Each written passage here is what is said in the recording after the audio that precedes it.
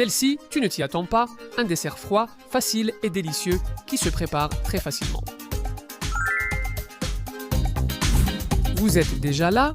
Aujourd'hui, je vous surprends dans un lieu différent. Pour le dessert, l'idée est de savourer quelque chose de très frais. On peut le faire en version froide, au réfrigérateur ou directement comme une tartelette. La recette est très simple et délicieuse.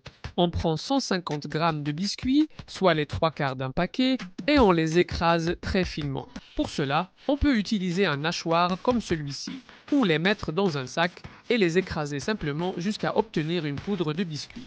On met le tout dans un grand récipient et on va ajouter un autre ingrédient qui va apporter de l'onctuosité. Le beurre, environ une demi-tasse, coupé en petits dés, et qu'il faut chauffer pour qu'il devienne liquide. Tu peux le faire dans une casserole ou au micro-ondes, comme moi. L'essentiel, c'est de l'ajouter au biscuit et c'est prêt. Mélange jusqu'à obtenir une texture homogène, qui va ressembler pas mal à du sable mou. Donc, il faut bien mélanger jusqu'à obtenir cette texture pour faire la base de notre dessert, car il va avoir une base de biscuit. Je vais utiliser un moule à charnière pour cela, mais tu pourrais le faire dans un moule rond, si tu préfères. Le mien est de taille gâteau pour que tu puisses te faire une idée. Et l'idée, c'est d'étaler le biscuit dessus et de presser avec le fond d'un verre pour que ce soit bien compacté. Donc, une fois que tu as réparti, tu presses jusqu'à ce que ça ait cet aspect. Maintenant, je la mets au réfrigérateur pendant que je prépare le reste de la recette. Et pendant ce temps, ceci avec la garniture du dessert. Nous prenons 2 cuillères à soupe de crème ou de crème liquide et nous allons dissoudre ici une cuillère à café de gélatine neutre. On mélange et on réserve pendant que ça prend. Je vais le faire au goût chocolat. Donc ici, je prends 150 g de chocolat noir ou de chocolat pour dessert et je le hache un peu. Tu peux aussi le faire directement dans le papier de la tablette, tu le mets dans une casserole et tu le fais chauffer au bain-marie pour qu'il fonde et forme cette petite sauce au chocolat. Une fois que c'est fondu, tu ajoutes la gélatine précédente, qui sera déjà épaisse. Elle aura déjà pris de la consistance, tu ajoutes, tu mélanges un peu pour que ça prenne de la température et que ça se dissolve, puis tu ajoutes le dernier ingrédient, l'édulcorant. Dans mon cas, les concentrés sucrés, 150 g ou une tasse et demie. Tu remues de nouveau jusqu'à obtenir un liquide homogène et humide. Puis tu mets de côté, car c'est presque prêt. Il ne nous reste plus que le dernier ingrédient, qui sera de la crème liquide ou de la crème fraîche, environ 2 tasses. Mais attention, il faut qu'elle soit bien froide, car avec un fouet, on va les monter. On va fouetter jusqu'à ce que de beaux sillons se forment, comme tu peux le voir ici et maintenant.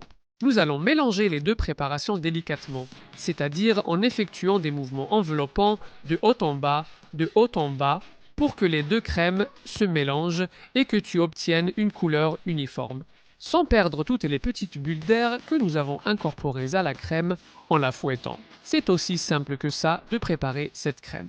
Qu'elle puisse et qu'elle ne reste pas, au même endroit.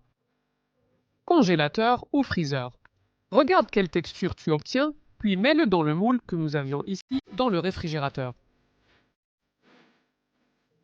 De la crème à l'intérieur et elle a une texture qui, rien qu'en la voyant couler, tu sais que ça va être délicieux. Regarde comme ça a l'air appétissant. Une fois que tu as tout mis à l'intérieur, lisse un peu et réserve au congélateur ou au freezer. Pour une glace, mets-la au congélateur. Pour une mousse, au réfrigérateur. Si tu veux ajouter du chocolat rapidement, fais chauffer 100 g ou une demi-tablette de chocolat. Tu ajoutes une cuillère d'huile de coco ou d'une huile douce. Tu remues jusqu'à ce que ce soit complètement liquide et tu le verses sur le dessert qu'on était en train de préparer. Regarde, je vais le sortir et te montrer comment il va être complètement liquide. Tu vois, ça va se répartir super facilement et ce qu'on cherche, c'est une couche très fine pour que ça donne cette touche croustillante et croquante, en plus du goût direct de chocolat.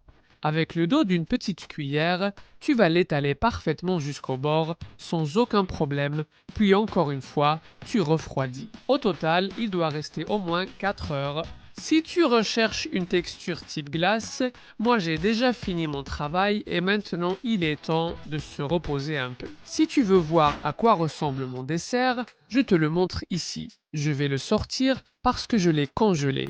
Façon glace totale. Je vais enlever le moule et je vais te montrer cette texture incroyable. Une glace parfaite, un gâteau glacé ou un entremets glacé vraiment luxueux que nous avons préparé avec des ingrédients que tout le monde peut trouver au supermarché et qui sont en plus délicieux. Je vais couper un petit morceau et te montrer l'intérieur. Regarde, regarde, regarde, regarde, quelle glace fantastique, idéale pour se régaler et partager. Regarde, regarde, regarde, regarde, c'est délicieux. J'espère que tu auras envie de préparer ça. Je suis sûr que tu vas adorer et comme toujours, je suis heureux que tu en profites. En plus, comme toujours, je te laisse ici la liste des ingrédients et des quantités pour que tu puisses prendre note et que ce soit encore plus facile à préparer chez toi. Et si tu en veux encore plus, tu peux cliquer sur cette vidéo qui apparaît ici. Tu vois bien que YouTube dit que tu vas adorer. Regarde comme ça a l'air délicieux, presque autant que ce dessert.